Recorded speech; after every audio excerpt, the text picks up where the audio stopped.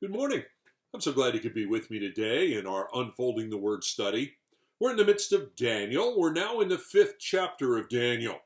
I'm going to pick up our reading today in verse 10 of chapter 5 of Daniel.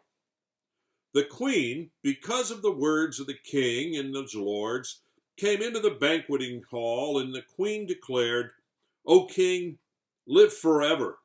Let not your thoughts alarm you or your color change. There is a man in your kingdom in whom is the spirit of the holy gods. In the days of your father, light and understanding and wisdom like the wisdom of the gods were found in him.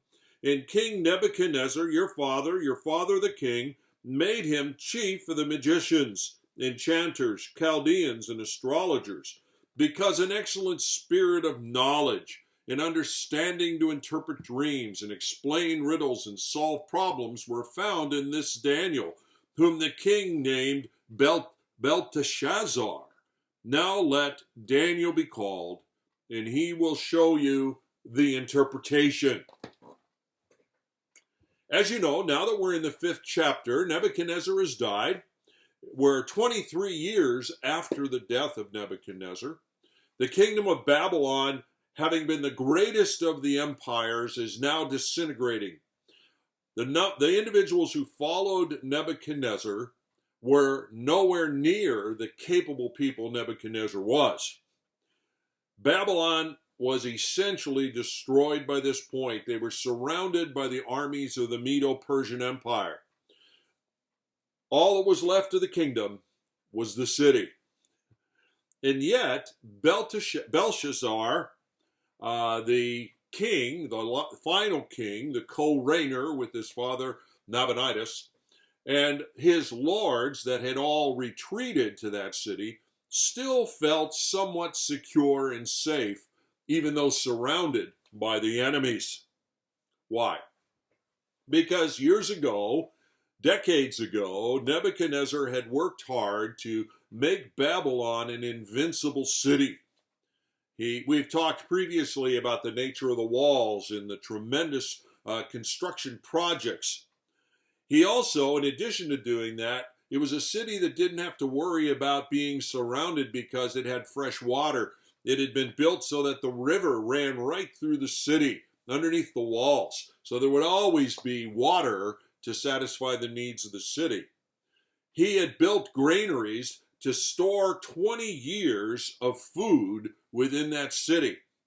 Think of back generations before that in Egypt, when Joseph was brought to a position of authority back at the time of the patriarchs. He had built storage in order to provide for 7 years of famine. Well, Nebuchadnezzar had built storage to make it possible to have food supplies for 20 years.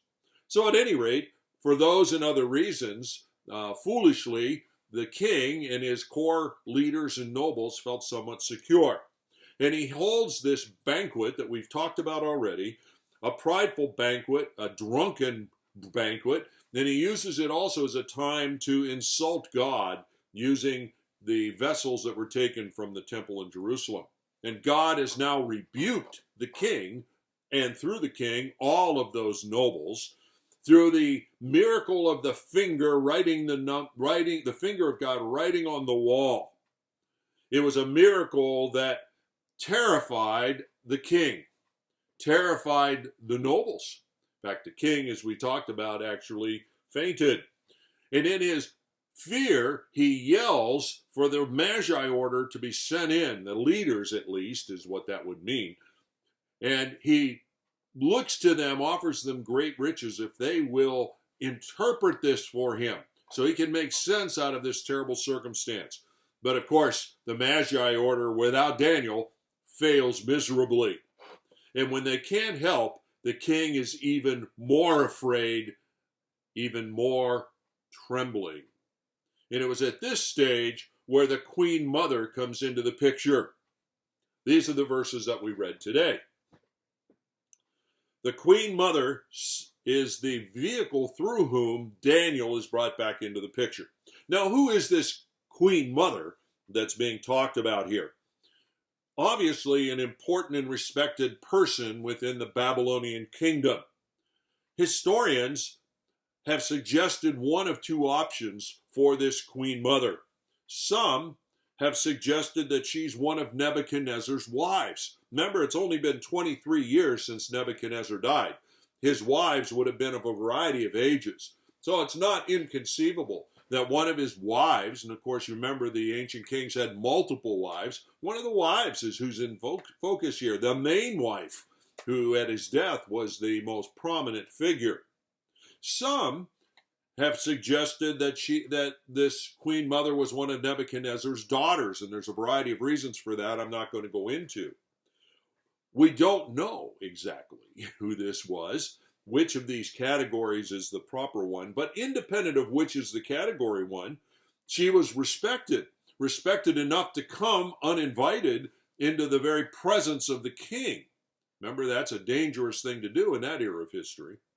And she is now making advice to the king to bring a marginalized Daniel back to center stage as far as the drama of Babylon is concerned.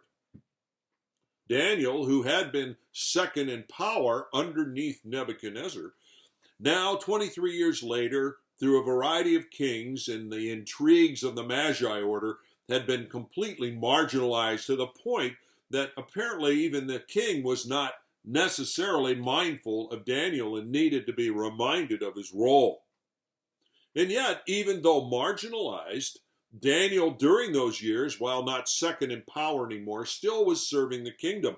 Later on in the 8th chapter is a backdrop to some more prophecies that God was bringing to Daniel during those years. It tells us that he was active in the king's service in the 3rd year of King Belshazzar.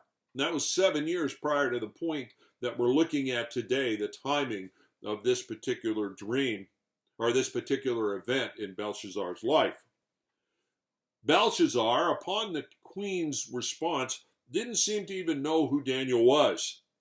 Although later on, in verse 22 of this chapter, which I didn't read to you, it says, "And you, his son Belshazzar, have not humbled your heart, even though you knew all of this," because Daniel, at that point, will be explaining some of the things that God had gone to the great trouble to teach Nebuchadnezzar. So, there must have been some connection here at some point. But it gives you a picture of how completely marginalized Daniel was at this point, that it was not even necessarily mindful at all on the king's part that he existed. Now let's talk about Daniel for a moment here.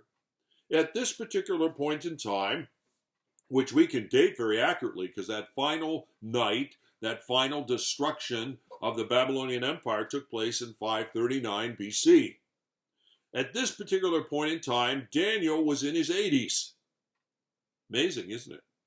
He was taken in exile from Jerusalem in 605 BC, 66 years prior to this point. Now, assuming he was maybe in his early teens, let's say 14 or so at that point in time, really that would place him at 80 years old, perhaps a little bit older. So here's Daniel, late in life, still serving the king, although much more obscurely than before. Here he is. His life over all of those years, the 66 plus years from the time he was taken away in exile from Jerusalem, has been a time of very major shifts, unpredictable. He had times of extreme lows. He had times of extreme highs, times of victory, times of trial, times of recognition, times of obscurity. And he was now in one of those obscure points in time. By the way, it was during the time of obscurity that we received many of the wonderful prophecies that come starting in chapter 7. So God was using Daniel in remarkable ways that other people weren't necessarily aware of, even though his role in the kingdom had been reduced in terms of Babylon. There's a lesson in all of this for us, and let me end with that today. We'll continue to look at the Queen Mother and her advice to the king tomorrow, Lord willing. God's plan for our lives is often hard to understand. What I mean, it's not hard to know what God wants us to do at a particular point in time. It serves his purpose to make that clear to us. But making sense out of why he wants us to do something, why he's permitting things to unfold, it's a little bit more unclear. And the fact of the matter is, human standards of success, things that people would look to say, oh yeah, I made the right decision here, those don't usually work with God and the way God's plan for our lives unfold. Daniel was where he was supposed to be, even though he had been pulled off into exile. Daniel was where he was supposed to be in the purpose of God, even though at this point in time he was living in obscurity, having moved from prominence. My challenge to you, learn to rest in the unpredictable and surprising will of God.